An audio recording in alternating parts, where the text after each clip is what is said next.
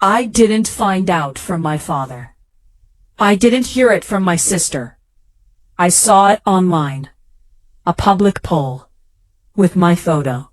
And the question, if you could erase one person from this family, should it be her? 78% voted yes. That was the night I stopped trying to be their daughter, and started becoming their consequence. It was posted at 9:42 p.m. Relatives, family friends, old neighbors, even my high school teacher reacted to it. My father wrote, "Sometimes one child brings nothing but stress." He didn't tag my name. He didn't have to. My picture was right there, smiling. The comments were worse. Maybe she needs tough love. Family reputation matters. Some kids forget where they come from. I stared at my phone, hands shaking.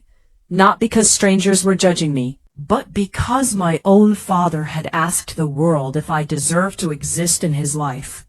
I always knew I wasn't his favorite. My older brother was the golden child, the future of the family business, the obedient son. I was the difficult one, because I refused an arranged marriage, because I moved out at 19, because I built my own marketing agency instead of joining his construction company. Independence in my father's eyes was betrayal. But what he didn't know was this. 2 months before that poll, I had quietly purchased his debt. His construction company had been drowning for over a year. Missed payments, angry suppliers, bank warnings. The bank sold the loan to a private investment group.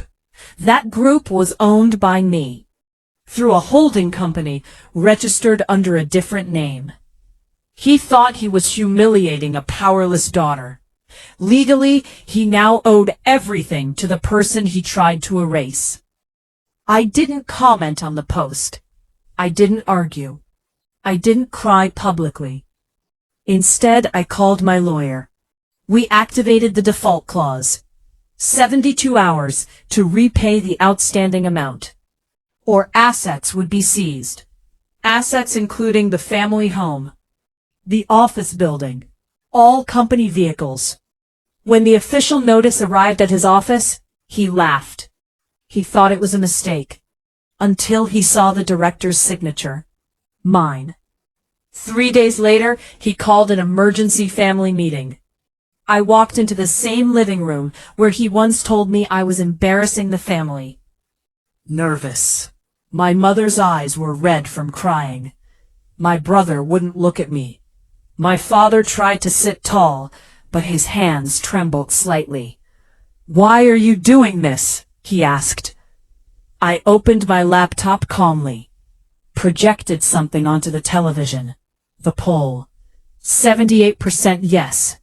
I looked at him and said, "You already erased me. I'm just completing the paperwork." Silence filled the room. But I wasn't finished. Because the poll wasn't even the biggest lie. 6 months earlier, I discovered why the company was failing. It wasn't bad luck. It wasn't the economy. It was my brother. Large withdrawals from company accounts, fake vendor invoices, money transferred to online gambling sites, hundreds of thousands gone. And my father knew. He covered it up. He blamed market conditions. He blamed stress. And when pressure grew, he needed a distraction. So he chose me. The independent daughter. The easy target. I displayed the bank statements, transaction histories, email confirmations. My brother's face turned white. My mother gasped. My father tried to shout over me, but facts don't disappear because someone yells. Quietly. I bought it because I knew the truth. My brother finally spoke. "You're destroying this family." I almost laughed. "No," I replied. "You already did that." Then I made my offer.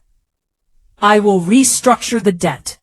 I will prevent asset seizure, but under one condition. They leaned forward.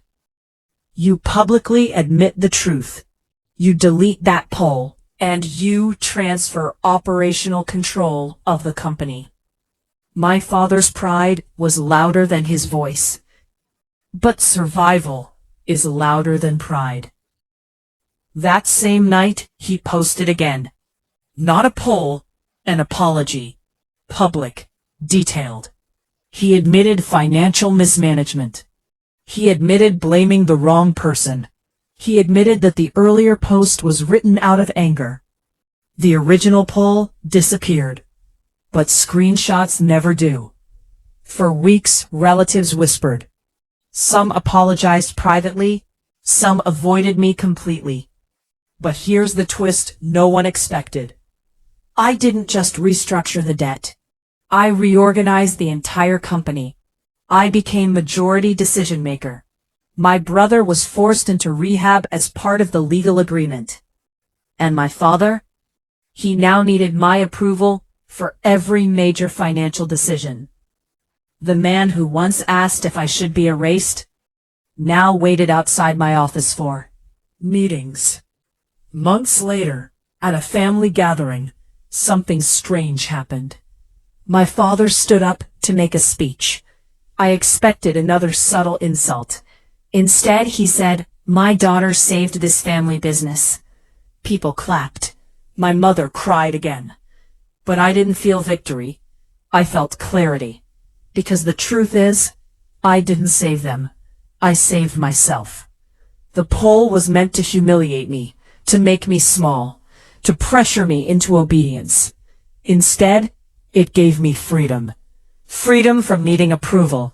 Freedom from begging for respect. Freedom from shrinking myself to fit their expectations.